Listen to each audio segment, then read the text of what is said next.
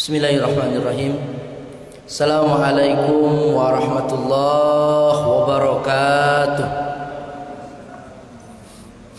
Alhamdulillahilladzi bi ni'matihi tatimmus shalihat. Wassalatu wassalamu ala sayyidis sadat wa ala alihi wa sahbihi ahli fadaili wal karamat. Subhanaka la ilma lana illa ma 'allamtana innaka antal alimul hakim. Rabbana zidna ilma warzuqna fahma bi rahmatika ya arhamar rahimin. Allahumma alhimna rusdana waftah lana qulubana wahdina ila siratikal mustaqima.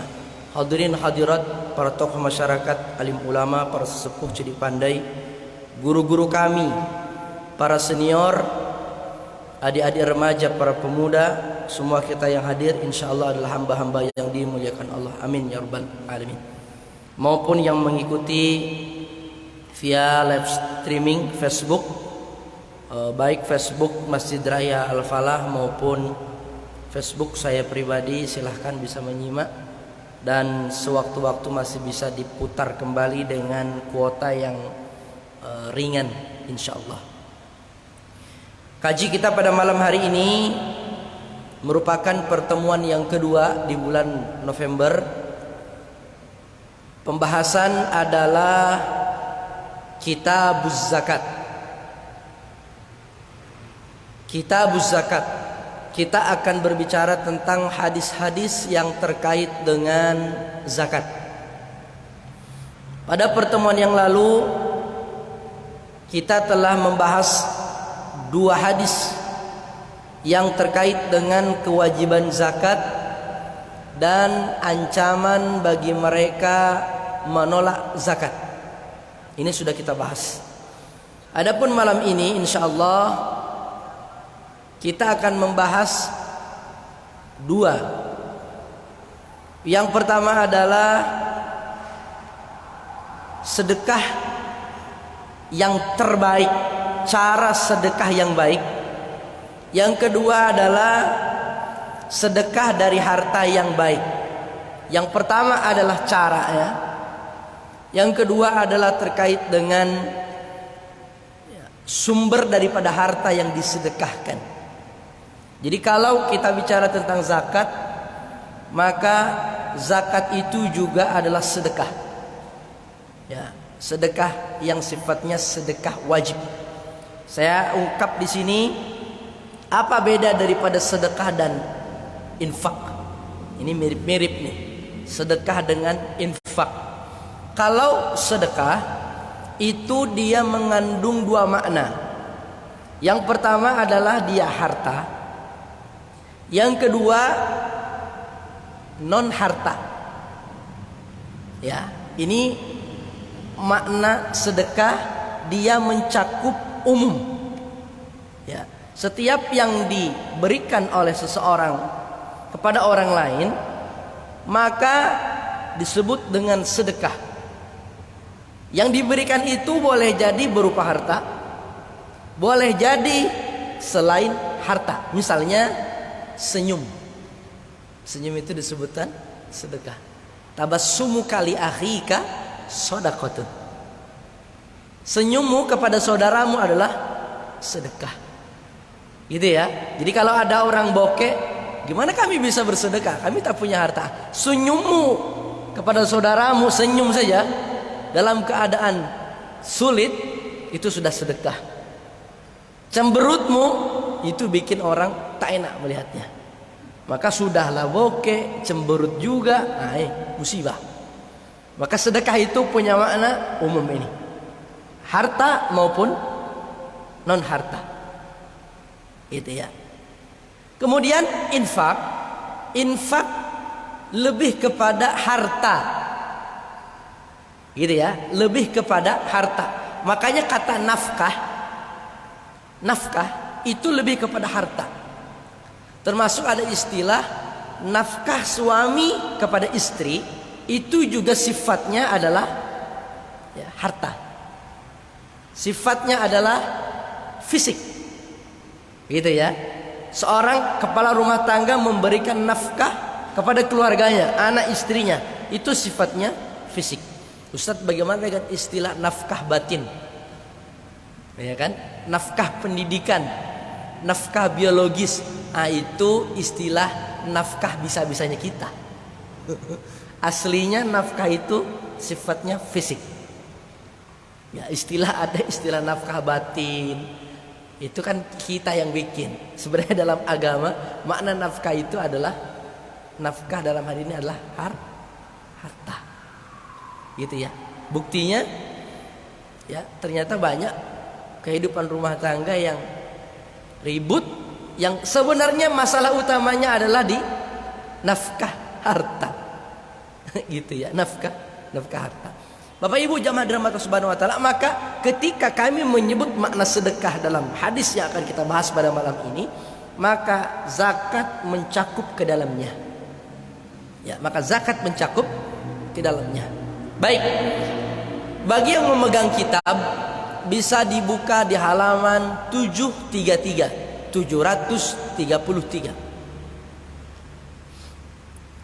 Imam Al-Bukhari menyampaikan dengan judul bersedekah dengan cara hulul. Kemudian dia menyitir satu ayat surat Al-Baqarah ayat 263. Ini yang akan pertama kita bahas. Satu ayat yang terkait dengan bersedekah dengan cara hulul. Ma makna hulul? Hulul ini asalnya muncul ketika orang bersedekah, memberikan harta kepada orang lain dari ghanimah sebelum dibagi. Ghanimah hasil orang berjuang, orang bekerja, tapi belum dibagi, dia sudah ambil duluan. Artinya dia bersedekah dengan harta yang rusak, dengan harta yang tidak halal. Maka di situ ada yang mengatakan ghulul ini bermakna pengkhianatan. Bersedekah dengan harta hasil dari berkhianat. Maka makna daripada ghulul di sini boleh jadi harta yang tidak halal seperti harta hasil merampok, harta hasil mencuri, hasil dari menipu, harta dari memenangkan perkara di pengadilan dengan cara yang batil, ya, nilep hak orang, banyak macamnya. Harta dari kemaksiatan, berjudi, termasuk dengan harta yang lahir dari kegiatan ribawi, maka itu juga masuk dalam kategori ghulul. Nah, di sini kita bicara tentang bagaimana bersedekah. Disebutkan oleh Al-Quran dalam surat Al-Baqarah ayat 263, a'udzubillahi minasyaitonirrajim. Bismillahirrahmanirrahim. Qaulun ma'rufun wa maghfiratun khairum min shadaqatin yatba'uha adza wallahu ghaniyyun halim. Coba ikuti saya. Malam ini kita tadi tidak mengaji karena waktu kita sempit. Ya, kita baca ayat ini, ikutin. Bismillahirrahmanirrahim. Qaulun ma'rufun wa maghfiratun khairum min shadaqatin yatba'uha adza wallahu ghaniyyun halim. Qaulun ma'ruf, perkataan yang baik, perkataan yang baik-baik, ya. Wa maghfiratun, maghfirah itu artinya pemberian maaf, bukan meminta maaf tapi pemberian maaf. Disebutkan Allahu ghafurun, Allah maha memberi maaf, ya. Khairun, lebih baik, min shadaqatin, dari sedekah, yatbauha adza, yatbauha diiringi haknya kembali sedekah muannas. Jadi dalam struktur bahasa Arab ada domir namanya. Jadi ketahuan ini haknya kembali kemana, nyahnya ini kembali. Hak itu bermakna nyah dia kembali kemana ketahuan. Kalau hak dia domir muannas feminim. Ya. Tanda feminim itu tak marbutoh. Tak marbutoh itu yang mana Ustadz? Itu yang ada bulat, ada titik dua. Makanya yang namanya feminim itu ada titik dua, ada bulat satu. Nah itu tanda feminim. Ustadz ini bikin-bikin, ini kebetulan begitu. Ya. Makanya kalau feminim ada maskulin, feminim perempuan, maskulin laki-laki. Maka misalnya jamilun itu feminim. Maskulin, maaf, jamilun laki-laki. Nanti perempuannya tambahi tak marbutoh. Jamilatun. Itu kan? Satu laki, satu perempuan. Nah sekarang saya mau tanya, yang benar itu Saiful Jamil apa Saiful Jamilah? Saiful Jamil kan? Kok tahu ya? Karena kebetulan laki-laki. Saiful Jamil. Nah kalau saya bilang Mulan Jamilah apa Mulan Jamil? Mulan Jamilah. Berarti nama ini udah benar. Yang ngasih tahu orang tuanya ngerti. Pak Ustadz kami nggak ngerti bahasa Arab. Rupanya pakai perasaan. Ini pakainya zauq. Maka menjadi tradisi di kita, ya kan? Mustilah ada tak marbutohnya. Khadijah, Aisyah, seterusnya itu mesti perempuan. Maka ini kembali, ya berarti yang diikuti itu apa? Sedekah. Apa yang mengikutinya? Adza itu adalah sesuatu yang menyakitkan.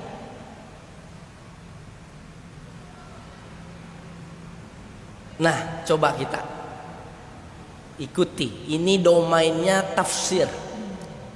Imam Al-Bukhari mencantumkan ayat ini ketika dia berbicara tentang model sedekah yang diikuti dengan cara hulul. Tidak ada hadis yang dibahas di sini. Nanti hadisnya di belakang, nanti ada di judul yang berbeda. Ayat ini saja. Maka kita coba bedah daripada kitab-kitab tafsir. Saya ambil dari yang klasik maupun dari yang kontemporer. Yang klasik Ibnu Katsir, sebelumnya ada Ibnu Jarir At-Tabari dalam tafsir At-Tabari, sebelumnya ada Imam Al-Qurtubi. Kalau yang modern kita ambil dari tafsirnya Al-Wasit, kita ambil dari tafsirnya siapa? Syekh Wahbah Az-Zuhaili juga ada tafsir. Ya. Kalau di Indonesia ada tafsir Buya Hamka Al-Azhar, Quraisy Shihab ada Al-Misbah. Kita tengok bagaimana ulama-ulama tafsir memaknai ayat yang pendek ini. Coba kita mulai ya. Disebutkan amal itu memiliki 4 tingkatan. Ini udah masuk ringkasannya, udah saya simpulkan saja. Amal itu memiliki 4 tingkatan dalam hal sedekah. Yang pertama, orang bersedekah dengan niat ikhlas lillahi ta'ala. Harta yang disedekahkan adalah harta yang baik, harta yang halal. Ya. Kemudian diberikan dengan cara yang baik. Artinya tanpa menyinggung orang yang menerima. Ini tingkatan paling tinggi, paling bagus, paling top. Tolong ini diterima, mudah-mudahan bermanfaat. Kami didoakan agar kami dan keluarga selalu diberikan kesehatan, kelapangan rezeki. Masya Allah. Yang menerima senang. Yang kedua, diberikan pada waktu yang tepat, bukan dalam keadaan ramai-ramai. Pelihara dong perasaannya. Mereka juga punya perasaan. Ada kehormatan yang mesti dipelihara, ya kan? Kalau perlu jangan diekspos, ya kan? Kalau perlu jangan diekspos.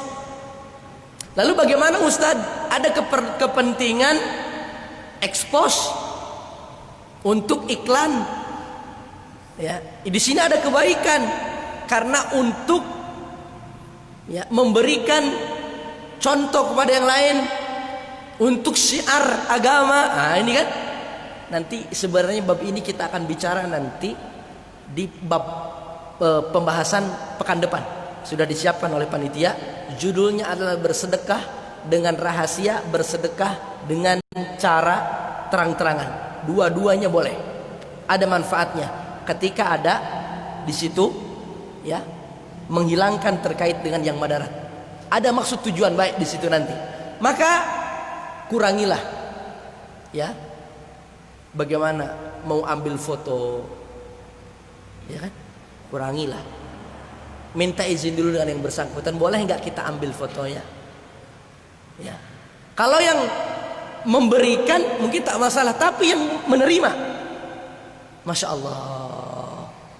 Maka ada fatwa dari lembaga Darul Ifta Al-Misriyah yang dikelola oleh Fatwa Al-Azhar. Itu dikatakan tidak boleh memfoto, mengekspos dalam hal kegiatan sedekah jika maksud dan tujuannya adalah melukai hati orang yang menerima. Nah, ini perlu hati-hati, Pak. Kan sekarang ini kan luar biasa, sedekahnya nggak seberapa, eksposnya yang gede-gedean. Ini kan luar biasa. Orang datang beramai-ramai, satu bis yang disedekahkan 200.000. Gak seberapa dengan eksposnya. Maka ini maksud saya, tolong jangan dipahami. Saya juga bekerja di lembaga zakat. Saya juga bekerja di lembaga filantropi. Ya, di sini kita berbicara tentang perasaan. Kita bicara tentang kode etik. Allah Subhanahu wa taala mengajari kita dalam Al-Qur'an ini. Ya. Agar kita terhindar dari hal-hal yang buruk. Ya. Pakai aturan main. Ya, maka dalam hal ini ekspos boleh.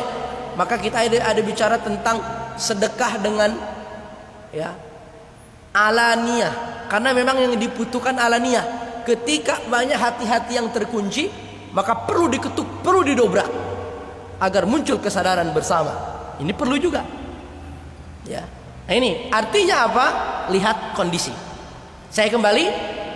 Level yang pertama adalah orang yang bersedekah dengan ikhlas lillahi ta'ala, ya, sumbernya dari harta yang baik, yang halal, kemudian tidak diiringi dengan perbuatan-perbuatan yang dapat membatalkan amalnya, seperti menyakiti orang yang menerima. Itu yang pertama. Yang kedua, dikatakan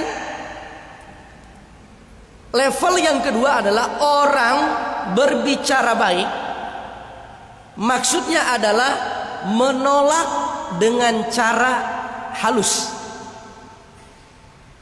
ketika sesuatu yang diminta tidak dapat dikabulkan. Ini yang level kedua. Karena dikata kenapa level kedua ini kenapa hal ini masuk ke dalam level kedua?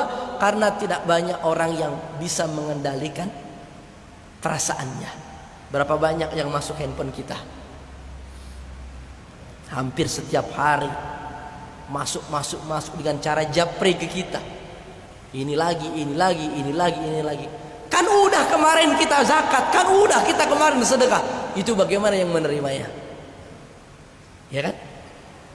Minta melulu disuruhnya. No.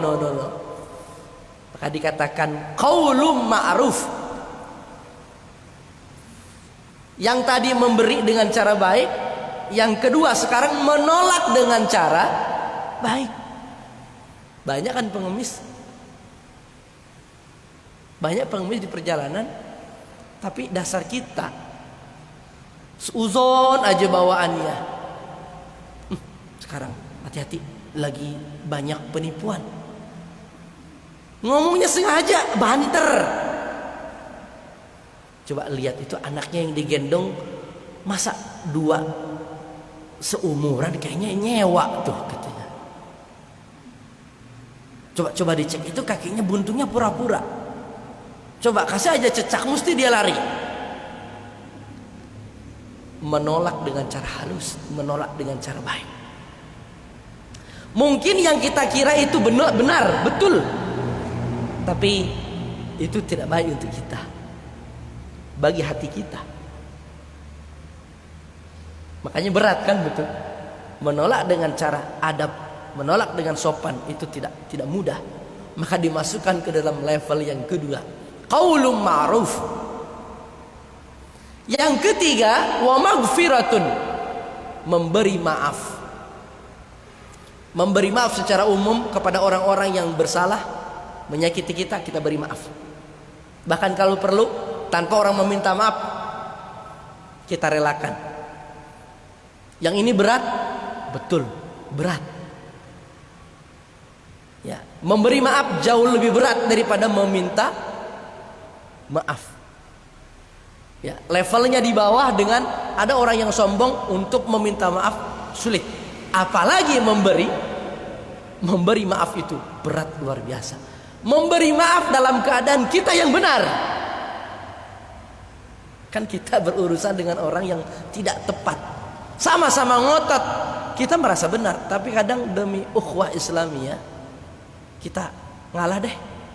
Oke, kalau perlu kita minta maaf, tidak masalah.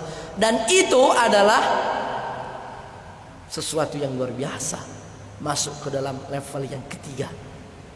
Termasuk dalam hal ini, selain memberi maaf kepada hal-hal yang sifatnya umum, yaitu kita ya memberi maaf ya terkait dengan apa?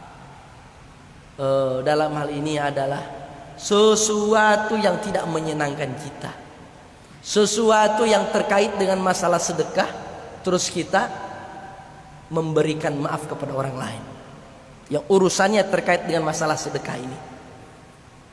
Kemudian tingkatan yang keempat adalah yang dimaksud dalam ayat ini adalah yatba'uha aza, aktivitas sedekah, yang mana aktivitas itu adalah aktivitas kebaikan, tapi diiringi dengan sesuatu yang menyakitkan, melukai perasaannya, menyebut-nyebut pemberiannya, mengekspos hal-hal yang sebenarnya harus ditutupi, harus dirahasiakan, maka dikatakan seperti kebaikan yang di saat yang sama juga adalah kemaksiatan.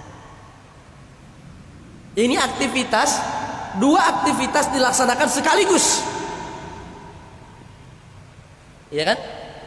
Maka inilah 4 tingkatan terkait dengan aktivitas sedekah, yang boleh jadi kesimpulan yang lain adalah lebih baik menolak dengan cara halus, menolak dengan adab, daripada memberi tapi sumpah serapah. Ya kan? Kalau kira-kira nggak mau ngasih mah nggak usah sambil ngomel. Kalau kira-kira nggak usah ngasih mah udah mundur dengan baik-baik. Daripada ngasih menyakit, apalagi ngasihnya dengan cara dilempar. Nih ambil, ya kan? Masya Allah, la hawla wala quwwata illa billah. Wallahu ghaniyun halim. 2 makna. Allah yang maha kaya, dia tak butuh sedekah hamba ya. Ya, sedekah yang dikeluarkan itu untuk dirinya sendiri, bukan untuk Allah.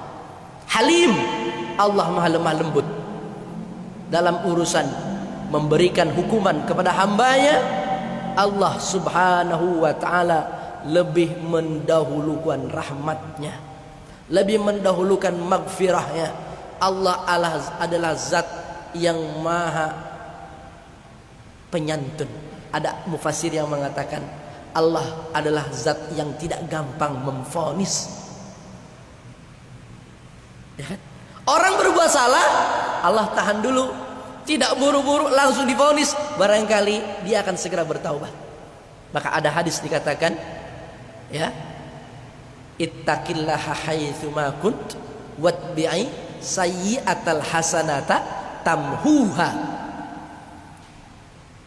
Ikuti perbuatan buruk dengan perbuatan baik sebagai penutupnya. Coba bayangkan, kalau perbuatan buruk itu ya buru-buru divonis oleh Allah, ya kita nggak sempat nutupinnya, padahal tidak lama setelah itu langsung ditutupin. Nggak sengaja nginjek sendal orang kotor, ya langsung dicatat. Padahal setelah itu sendal kita ambil, kita cuci, kita balikin. Disinilah Allah Halim, yang maha welas asih, yang maha lembut, Halim. Jamaah dirahmati Subhanahu wa taala, ini terkait dengan Al-Baqarah 263 yang berbicara tentang bagaimana tata cara sedekah yang baik. Kemudian berikutnya adalah dua ayat Al-Baqarah 276 277. A'udzubillahi minasyaitonir rajim. Bismillahirrahmanirrahim. Yamhaqullahu riba wa yurbis shadaqat wallahu la yuhibbu kulla kaffarin athim. Pembahasan kita yang kedua adalah berbicara tentang harta yang dikeluarkan untuk sedekah adalah harta yang baik, bukan harta yang tidak halal. Maka disebutkan Al-Quran Al-Baqarah ayat 276 277. Allah membinasakan harta riba, wa yurbis shadaqat, dan menumbuhkan sedekah. Jadi riba dan sedekah ya sama-sama tumbuh. Riba itu kan artinya tumbuh, tapi tumbuh tidak dengan alami, dengan rekayasa. Dikatakan harta riba itu akan hancur dengan sendirinya. Kalau orang bisnis maka bangkrutlah bisnisnya. Ada makna yang kedua, tidak ada keberkahan di dalam harta riba. Mungkin hartanya tetap ada, modalnya tetap ada, perusahaannya terus berkembang, tapi tidak ada keberkahan. Ibarat apa? Ya, uang hantu dimakan setan. Uang setan dimakan hantu. Uang ini banyak, tapi kok habis-habis aja? Ya, perasaan uang banyak 1 miliar, tapi kok nggak ada yang nyangkut? Kehilangan keberkahan. Jadi dua makna itu. Yang pertama, memanglah hartanya binasa. Tidak sedikit kita mendengar cerita orang-orang yang gulung tikar sebelumnya, ya, eksis, maju. Setelah diperiksa ternyata memang ya ada harta riba tersangkut di dalam usahanya, sehingga ternyata betul. Sekarang bersih-bersih mulai dari nol. Itu kan cerita hijrahnya para pengusaha. Memang Allah bilang yamhaqur riba wa yurbis shadaqat, beda dengan sedekah. Kalau sedekah disebutkan Allah lipat gandakan, ya, Allah lipat gandakan, yudhaifu, ya, dikatakan Allah mengembangkan yurwa yurbi, bimakna yudhaif, Allah lipat gandakan. Disebutkan fi kulli sumbulatin mi'atu habbah wallahu yudhaifu liman yasha. Dikatakan satu bulir ditanam lalu nanti tanamannya itu tumbuh, lalu memiliki cabang-cabang. Setiap cabang ada 100. Ya. Lalu kemudian kalau cabangnya ada 7 berarti 700. Maka dikatakan kebaikan itu dilipat gandakan sampai 700 kali lipat. Tapi di ujung Allah mengatakan yudhaifu liman yasha. Allah akan melipat gandakan bagi siapa yang dikehendaki. Siapa yang dikehendaki, dan lipat gandanya pun tidak terbatas dengan 700. Makna 700 di sini hanya apa? Hanya bentuk banyak. Ketika ayat mengatakan khairum min alfi syahrin, lebih baik daripada 1000 bulan. Makna 1000 itu bukan makna 83 tahun setelah dikonversi, tapi jauh daripada itu. Artinya lebih banyak daripada malam-malam yang tidak terhitung. 1000 bagi orang Arab dulu adalah hitungan yang paling banyak. Bagi kita kan sekarang paling banyak itu triliun. Nolnya 12. Ya, nolnya 9 miliar. Nanti after triliun apa? Triliunat. Itu jamak. Artinya itu yang dikenal orang. Jadi ini terkait dengan ya, harta sedekah yang berasal dari harta yang baik. Satu hadis, ya, Ustadz, ayat ini tidak dibahas. Intinya ayat ini, ya, orang-orang beriman yang mengamalkan amal soleh, mengerjakan sholat, menunaikan zakat, bagi mereka ganjaran di sisi Allah, tidak takut dan tidak bersedih. Ya. Hadis dari Abu Hurairah. Qala Rasulullah sallallahu alaihi wasallam, Rasulullah sallallahu alaihi wasallam bersabda, man qatala nafs, kok ini? Ini. Dari Abu Hurairah melaporkan dari Rasulullah sallallahu alaihi wasallam, beliau bersabda, man tasaddaqa bi adli tamratin. Siapa yang bersedekah dengan sebiji kurma, atau seharga dengan sebiji kurma, sepele saja. Ya kan Mas Ganti? Saking sepelenya orang Indonesia, kurma dibuang-buang. Mungkin karena tidak doyan kurma. Kalau kita apa Ustaz? Kita konversi dengan 1 biji buah talok. Lagi musim-musimnya, saking sepelenya talok jatuh-jatuh. Ya. Di tempat kami banyak salak. Lagi musim salak murah sampai terbengkalai busuk-busuk, dilempar-lempar. Banyak cerita-cerita tomat saking tak ada harganya, orang suruh ngambil sendiri, dilempar ke sungai. Ya. Ini saking sepelenya. Maknanya adalah orang bersedekah dengan hal yang sepele, seharga sebiji kurma. Min kasbin thayyibin. Tapi yang sepele itu berasal dari pekerjaan yang baik. Ai halal, halal, dari pekerjaan yang halal. Wala yaqbalullahu illa thayyib. Sedangkan Allah tidak menerima kecuali yang baik. Fa innallaha yaqbaluha biyaminihi. Sungguh Allah menerima sedekah itu dengan tangan kanannya. Di sini bermakna kinayah, metafora, Pak. Makna biyaminihi, dengan tangan kanannya, bukan berarti Allah punya tangan macam tangan kanan kita. Artinya adalah Allah menerima sedekah dari harta yang halal, dari pekerjaan yang halal. Makanya makna daripada kanan itu, tangan kanan adalah sesuatu yang diterima. Beda dengan kiri. Kiri itu jelek, kanan itu baik. Masuk toilet, masuk yang jelek kiri. Masuk masjid kanan.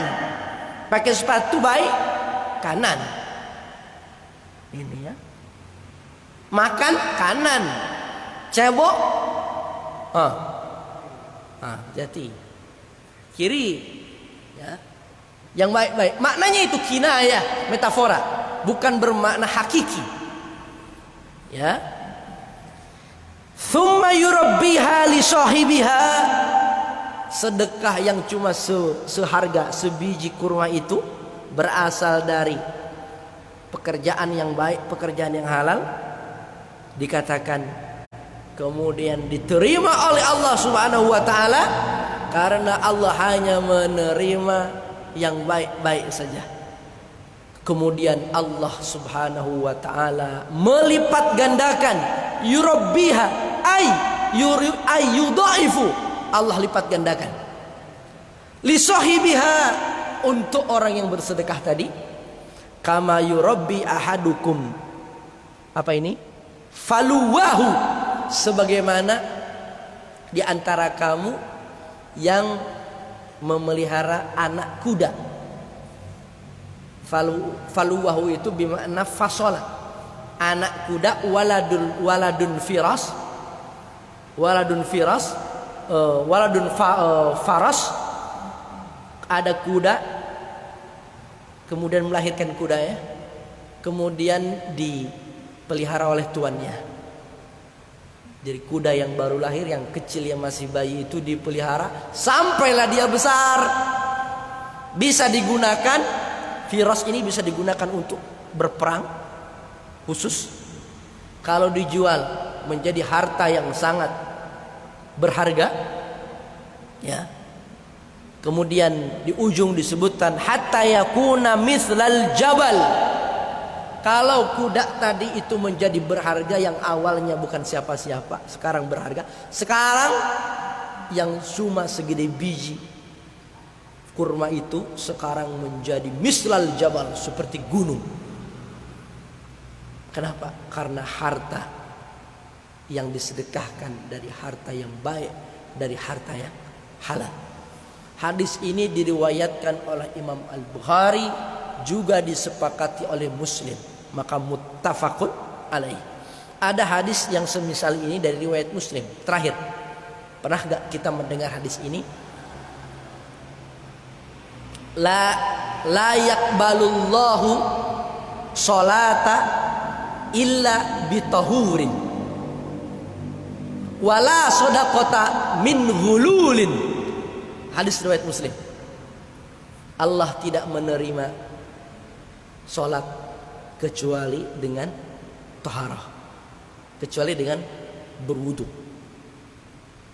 dan tidak menerima sedekah dari harta hasil pengkhianatan. Gulul tadi itu. Jamaah dirahmati Allah Subhanahu wa taala, oleh sebab itu ini menjadi pelajaran yang hebat untuk kita, khususnya di masa saat ini. Orang mendapatkan harta yang haram aja sulit, apalagi yang halal. Itu kalau kata Bang Haji Roma Irama.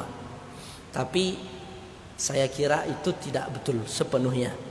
Ini hanya menggambarkan betapa sekarang orang bekerja itu adalah tidak mudah, ya. Tetapi sesuatu yang haram itu terbuka lebar, ya. Kesempatan untuk mengambil yang haram itu terbuka lebar. Saking sulitnya mencari pekerjaan, ya. Tapi bagi kita orang-orang yang beriman, ya, tidak ada yang kita konsumsi dalam tubuh kita, keluarga kita, kecuali yang baik-baik. Apalagi yang dipersembahkan kepada Allah dalam hal ini adalah zakat. Zakat itu bukan money laundry, ya kan? Korupsi, lalu kemudian sudah dikeluarkan zakatnya, hartanya udah bersih. Korupsi, dikeluarkan 20 juta untuk memberangkatkan umrah ustaz, umrah takmir masjid. Maka kita pun mesti selektif yang menerima. Kenapa? Harta ini tak berkah, bercampur. Masjid Raya hanya menerima harta yang halal. Nah, yang datang pejabat, sebentar Pak, ini harus jelas dulu Pak, ini harta apa Pak?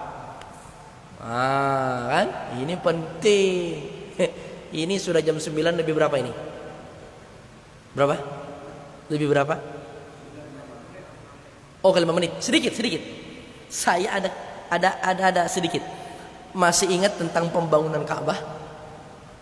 Ini di sini rata-rata sudah pergi ke haji atau umrah. Ya. Ini Ka'bah, di luar ada Hijar Ismail yang melingkar. Masih ingat? Hijar Ismail. Nanti di sana ada Maqam Ibrahim. Itu ceritanya Hijar Ismail itu adalah bagian daripada Ka'bah. Aslinya Pak, Ka'bah itu dulu besar, tapi kemudian diperkecil. Ceritanya ketika Nabi SAW pada usia 35 tahun, ya,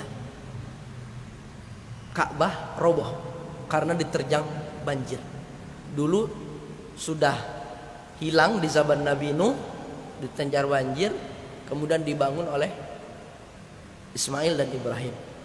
Nah, di zaman Nabi Muhammad ketika masih muda itu juga diterjang banjir, kemudian si tombok, si linding itu sekalian dirobohkan.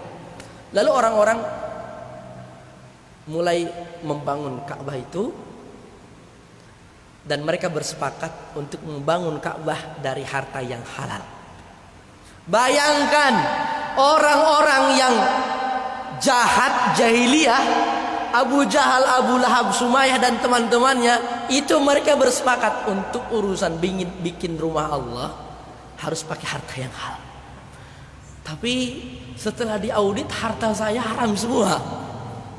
Dari 1 triliun yang halal kayaknya cuma 1 juta. Saya cuma 5.000. Waduh, kayaknya sudah lama rasa-rasanya untuk mengkonsumsi yang halal ini. Saking apa? Tapi mereka akhirnya apa? Mereka bersepakat itu dan mereka mulai membangun, dan ternyata uangnya tak cukup. Maka disepakatilah Ka'bah diperkecil. Makanya Hijar Ismail itu sekarang berada di luar Ka'bah. Aslinya itu bagian daripada Ka'bah. Hijar Ismail kan, hijr artinya batu, Ismail yang ditempelkan oleh Ismail. Kalau Maqam Ibrahim, Maqam adalah tempat berdiri, ya, tempat ketika Ibrahim menjadikan tangganya yang utama, batu itu dipindah-pindah, tapi dia tetap berpijak ke kakinya, kakinya ke situ, sehingga kemudian mencetak bentuk kaki. Sekarang menjadi syiar orang sholat di depan Maqam Ibrahim. Artinya apa? Orang jahiliyah, bajingannya orang jahiliyah untuk bikin masjid, mikir dulu, ini halal apa kagak? Ini orang nyumbang pesantren nggak mikir itu, demi meraup suara, demi meraup keuntungan. La haula wala quwata illa billah. Jadi benarlah hari ini orang jauh lebih jahiliyah daripada jahiliyatil ula, jahiliyah yang pertama. Jadi kalau dibilang hari ini di masa yang terang benderang, di zaman Nabi yang jahiliyah menuju zaman yang terang benderang lampunya. Kalau alatnya mah gelap, lebih jahiliyah daripada jahiliyah yang pertama. Jemaah dirahmati Subhanahu wa taala, maka dari cerita ini kan nanti berkembang. Setelah Ka'bah jadi, baru mereka bingung, ini siapa yang berhak naruh Hajar Aswad di dinding. Barulah mereka bikin sayembara, siapa yang datang ke Masjidil Haram paling pagi, paling duluan, itu yang berhak. Ternyata Nabi Muhammad yang duluan. Muhammad usia 35 itu yang duluan. Tapi Nabi tak egois, mestinya dia berhak untuk naruh Ka'bah, tapi beliau berinisiatif, ini kesempatan, ya kan? Lalu digelarlah seban, diambil dengan tangan kanannya, diambil dengan tangannya. Lalu setiap kabilah yang bertengkar hampir berdarah-darah itu pegang ujungnya, lalu digotong bersama-sama, lalu Muhammad menempelkan ke dinding Ka'bah. Maka disitulah ditahbiskan Al-Amin. Kalau kemarin dapat dipercaya, sekarang amanah. Masya Allah. Jemaah, Bapak Ibu yang dirahmati Allah Subhanahu wa taala, kita sudah sampai kepada penghujung perjumpaan kita. Mudah-mudahan bermanfaat. Sampai bertemu di kesempatan yang akan datang. Kita akhiri perjumpaan kita dengan doa. Allahumma idfa 'anna al-bala wal waba corona min baladina hadha Indonesia khassah wa min buldanil muslimina amma innaka ala kulli syai'in qadir. Rabbana hab lana min azwajina wa dhurriyyatina qurrata a'yunin waj'alna lil muttaqina imama. Rabbana atina fid dunya hasanah wa fil akhirati hasanah wa qina adzaban nar. Subhanakallahumma rabbika rabbil izzati amma yasifun wa salamun alal mursalin walhamdulillahi rabbil alamin. Hadanallahu wa iyyakum ajmain. Tsumma assalamu alaikum warahmatullahi wabarakatuh.